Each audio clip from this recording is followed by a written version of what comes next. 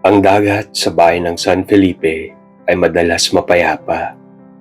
Malinaw ang tubig, mabagal ang alon, at malamig ang simoy ng hangin. Ngunit ngayong gabi, ang langit ay madilim, ang hangin ay may dalang lamig, at ang ulan ay nagsisimulang bumagsak.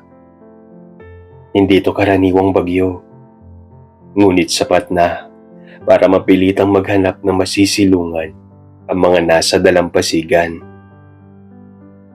Si Mara, isang guro sa Maynila, ay bumalik sa probinsya upang bigyan ng espasyo ang sarili mula sa isang relasyong unti-unting kumukupas. Isang taon na siyang kasintahan ni Philip, isang abogadong hindi niya mawari kung mahal pa siya o sadyang sanay lang sa kanyang presensya. Alam niyang kailangan niya ng saglit na pagtakas. Isang lugar kung saan makakahinga siya ng maluwag. Ang rest house ng kanyang lola ang nagsilbing kanlungan niya sa loob ng 2 araw. Payapa, walang ingay ng lungsod, walang humahabol na deadlines, at walang malamig na pagtitinginan. Ngunit ngayong gabi, sa gitna ng bagyong bumabayo sa dalampasigan, isang estranghero ang kumatok sa kanyang pinto. Si Elias. Matangkad siya, kaya manggi ang balat na tila sinikatan ng araw sa buong buhay niya.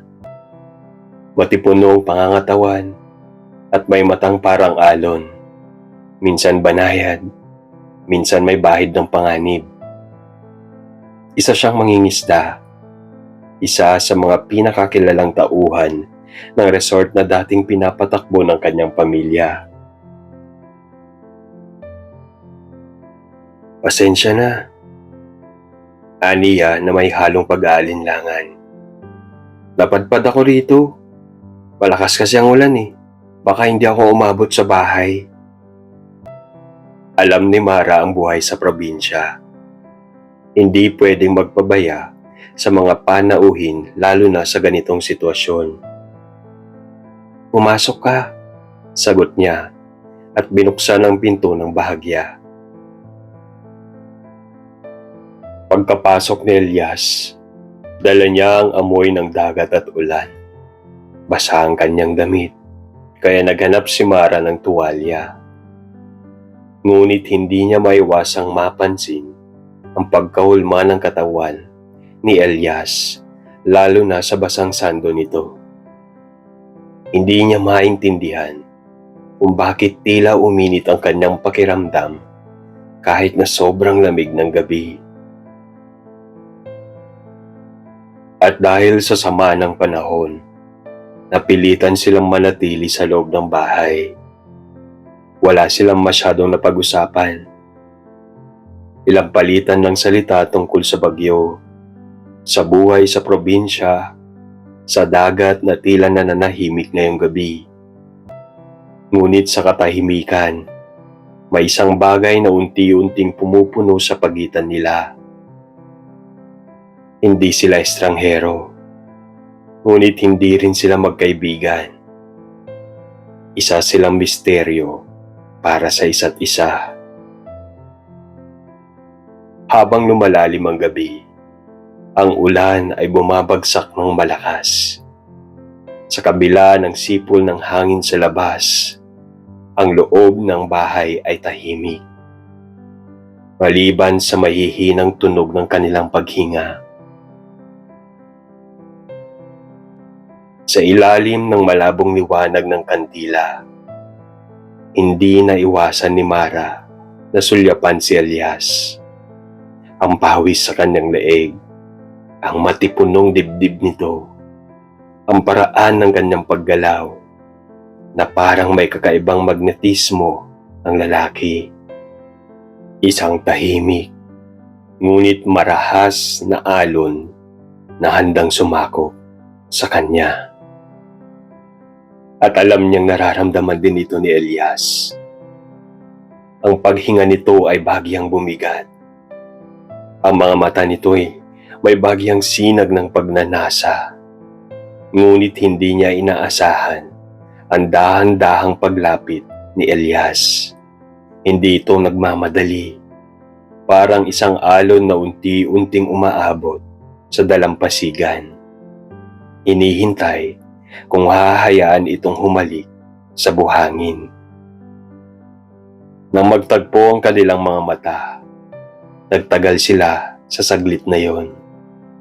Walang salita, walang pangako, ngunit isang pag-anyaya. At siya mismo ang sumagot. Hinayaan ni Mara na lumapit si Elias. Hinayaan niyang madama ang init ng katawan nito sa kabila ng basang kasuotan. At nang dumampi ang dulo ng kanyang daliri sa kanyang braso, isang munting kilabot ang gumapang sa kanyang balat. Hindi ito simpleng hawak. Ito'y isang paggalugad, isang marahang pagtuklas sa kung ano ang maaari nilang pagsaluhan ngayong gabi. Hindi niya alam kung sino ang unang humalik. Ngunit nang maglapat ang kanilang mga labi, ang mundo ay tila natunaw sa paligid nila. Ang mga patak ng ulan ay naging bahagi ng isang malalim na kumpas, isang ritmo ng kanilang katawan. Mainit, mabagal, at walang pagmamadali. Hinayaan nilang tuklasin ang isa't isa. Dahan-dahang hinuhubad ang bawat tela, hindi lang sa katawan, kundi pati sa pagitan nila. Ang mga kamay ni Elias ay marahan, ngunit may pwersang nagpaalon sa kanyang balat. Ang kanyang labi ay bumaba sa kanyang leeg. Marahang dinama ang bawat bahagi ng kanyang katawan. Para bang inaaral ito, ninanamnam ang init na matagal nang natutulog sa loob niya. At nang tuluyan silang mawala sa dilim ng gabi, wala nang natira kundi ang tunog ng kanilang mga katawan. Ang mga mahiinang ungol nila, ang paghinga nilang bumibilis, at ang tunog ng ulan sa bubong na parang musika sa isang eksenang matagal nang isinulat ng tadhana. Sa ilalim ng manipis na kumot, sa gitna ng malamig na hangin, hindi nila alam kung anong mangyayari bukas. Ngunit ngayong gabi, wala nang dapat ipaliwanag. Dahil sa gitna ng unos, natagpuan nila ang init.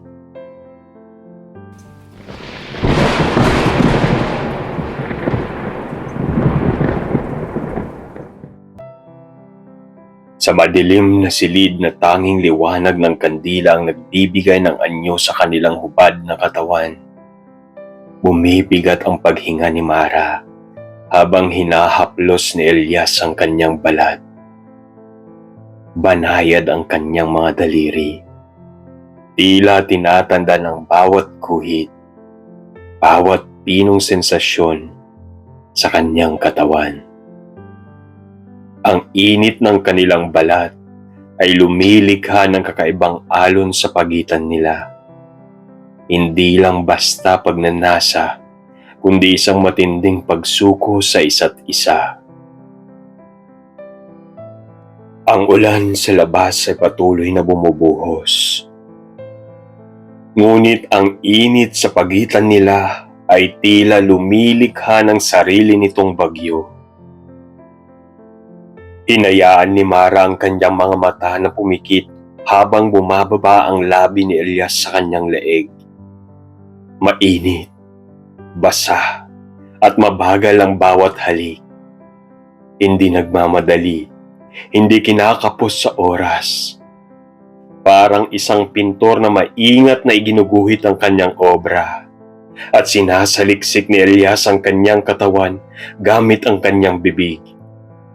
Hinahalikan ng bawat sulok na tila matagal nang hindi nadama ang ganitong klaseng pagnanasa. Si Mara ay napasinghap ng maramdaman ang mainit na labi ni Elias sa kanyang dibdib. Ang kanyang dila ay gumuhit ng maiinit na landas sa kanyang balat. Habang ang kanyang mga kamay ay bumaba, hinihimas ang kanyang mga hita. Pinagagalaw ang kanyang katawan sa isang sayaw ng ganap na pagsuko. "Huwag kang magmadali," bulong ni Elias. Ngunit siya mismo ay halatang nasa gilid ng pagpipigil. Ngunit hindi niya kayang maghintay pa. Hinawakan ni Mara ang mukha ni Elias. Hinila siya pabalik upang maghinang ang kanilang labi sa isang mas malalim, mas mapusok na halik. Ang kanilang mga dila ay nagtagpo, naglaban, naghanap ng mas higit pang kaligayahan sa isa't isa. Ang kanyang mga daliri ay gumapang sa likod ng lalaki. Hinaplos ang matitigas na kalamnan nito at hinayaan ang sarili niyang lumubog sa apoy na kanilang nilikha. Ang kanilang katawan ay naglapat ng walang anumang hadlang. Ang kanilang galaw ay nagkonekta sa isang ritmo na tila matagal nang naghihintay ng pagkakataon upang magkatagpo. Ang bawat pag-indayog, bawat ungol at bawat mahigpit na yakap ay patunay sa gabing ito na sila lang ang mahalaga. Ang kanilang pagnanasa ay hindi isang bagay na hinabol, kundi isang bagay na hindi nila kayang pigilan. Parang dagat na walang humpay sa pag-agos, na kahit anong pilit na paghawak, laging tatakas, babalik at kukumpleto sa isa't isa. Sa wakas, nang marating nila ang rurok ng kanilang pagnanasa, ang mundo ay tila huminto. Ang ulan ay bumagal, ang kanilang paghinga ay unti-unting bumalik sa normal. Ngunit ang kanilang mga katawan ay nanatiling magkahinang, mainit, konektado at puno ng bagong natuklasang damdamin.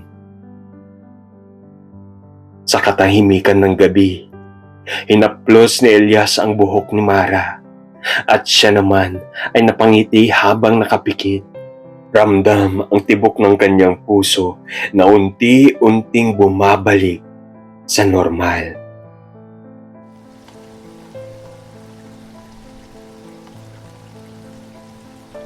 Ang ulan sa labas ay unti-unting humuhupa.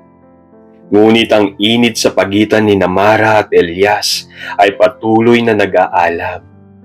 Sa ilalim ng malambot na kumot, hubad silang nakayakap sa isa't isa.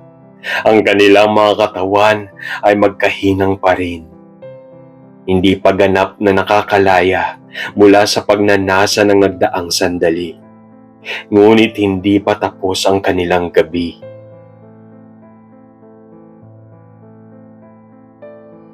Si Elias ay marahang humaplos sa likod ni Mara.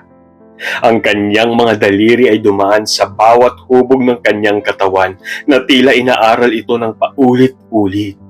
Ninanamnam ang init na bumabalot sa kanila. Ang kanyang palad ay naglakbay mula sa kanyang balikat, pababa sa kanyang likuran, bumaba pa sa kanyang balakang at muling humigpit ang kanyang yakap. Parang hindi siya makapaniwala na may ganitong sandali sa pagitan nila. Si Mara naman ay nakapikit. Ninanamnam ang bawat dampi ng kanyang balat sa balat ng lalaki. Ang hininga ni Elias ay dumadampi sa kanyang leeg. Isang mainit na nakakakiliting pakiramdam na nagpadaloy muli ng kilabot sa kanyang katawan. Hindi niya inaasahan ang ganitong sensasyon. Hindi lang ito simpleng pisikal na pagkabighani, kundi isang matinding alon ng damdamin na bumabalot sa kanya. Muli niyang hinagilap ang labi ni Elias. Banayad, ngunit punong-puno ito ng pananabik. Hindi ito isang halik na nagmamadali, kundi isang malalim at mainit na pagsalubong. Isang muling pagkilala sa isa't isa matapos ang unang bugso ng alab. Ang kanilang mga dilay nagtagpo. Mabagal at nag-iinit na tila may sariling wika na sila lamang ang nakakaunawa. Ang mga kamay ni Elias ay muling bumaba sa kanyang katawan. Hinahaplos ang kanyang tagiliran, ang kanyang baywang at hinayaan siyang magliyab muli sa ilalim ng kanyang haplos. Pababa, hinahanap, tinutuklas muli ang bawat sulok na kanina lamang ay napuntahan na niya. Ngunit ngayon tila mas nag-aapoy, mas mapusok, mas puno ng pananabik. Napaungol si Mara, isang mahina, ngunit puno ng pagnanasa na tunog na tila nagsindi muli ng apoy sa katawan ng lalaki. Biglang lumalim ang kanyang paghalik, ang kanyang kamay ay naging mas mapanglikha at ang kanilang katawan ay muling naghanap ng isa't isa. Napakapit si Mara sa mga balikat ni Elias na maramdaman niyang muli ang kanyang pag-angkin. Ngunit sa pagkakataong ito, hindi ito nagmamadali. Ang bawat galaw, bawat paghaplos, bawat marahang pag-indayog ay punong-puno ng pagtuklas. Tila ba sila ay nagpipinta ng isang sining gamit ang kanilang mga katawan. Ang tunog ng ulan sa labas ay tila naging musika sa kanilang ritmo. Mabagal, umiinit, bumibilis, hanggang sa marating nilang muli ang rurok ng isang hindi mapigil na pagsabog. At nang matapos ang pangalawang bugso ng kanilang pagnanasa, hindi pa rin sila bumitaw sa isa't isa. Hinayaan nilang manatili ang kanilang katawan sa mahigpit na pagkakahinang. Ang kanilang mga daliri ay magkahawak at ang kanilang mga mata ay tila nagkatitigan sa ilalim ng mahinang liwanag ng kandila. Ngayon lang kita nakita, bulong ni Elias, at dumaan ang kanyang hinlalaki sa labi ni Mara. Pero parang matagal na kitang hinahanap, dagdag nito.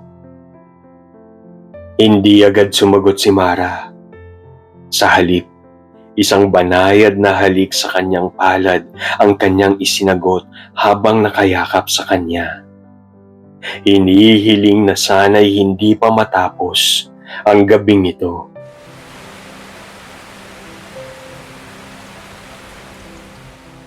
At sa loob ng silid na iyon, sa loob ng isang gabing puno ng ulan at init, natagpuan nila ang isa't isa sa pinakamatinding paraan.